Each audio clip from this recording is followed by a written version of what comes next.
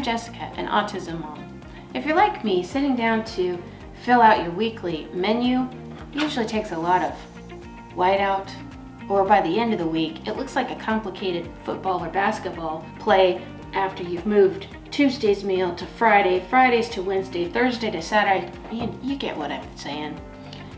You know, if you watch the Food Network or any of those food programs, the judges and people always talk about food being a sensory thing, and you need to smell it, and it has to be pleasing to the eye. And then you start to think, when you put that with our kids, it's a sensory thing too. So sitting down to the dinner table can be a complete sensory overload, kind of like we've talked about with our speech pathologist. Let me just give you a couple of tips we've learned as we've tried to go through a couple of different programs and trying to help Curtis widen his palate just a little bit.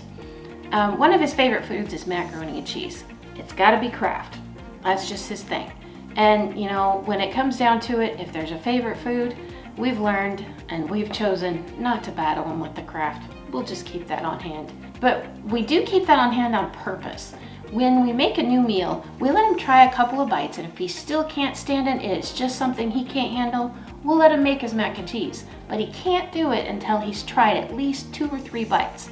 So you can choose, 2, 3 bites that they have to eat before you give them a preferred food item, because all of our kids have different preferred food items. Could be mac and cheese, chicken nuggets, you name it. Everybody is different. In our newest program that we're working with, since Curtis is now older, we're working with the fact that you can approach food from a science point of view. And, actually kind of looking at it as it's fuel for your body, looking at the caloric intake count, make sure he has the proper intake, the protein, whether it has, carbohydrates, sugars, all that kind of stuff, because that's the scientific side of it. And for him, that really helps because it's science, and science is one of his favorite things. So there's not one way to approach this. It's not necessarily just picky eating.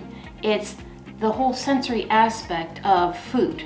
So make sure you look for some different programs and see what works best for your kiddo when you're talking to the therapist, because there's lots of programs out there that therapists can use, and more often than not, they're so happy to be able to even find something new to put in their toolbox if they don't actually have a program that fits your child. That's what has happened for us a lot of the time, and they've been so happy to learn another way to approach something.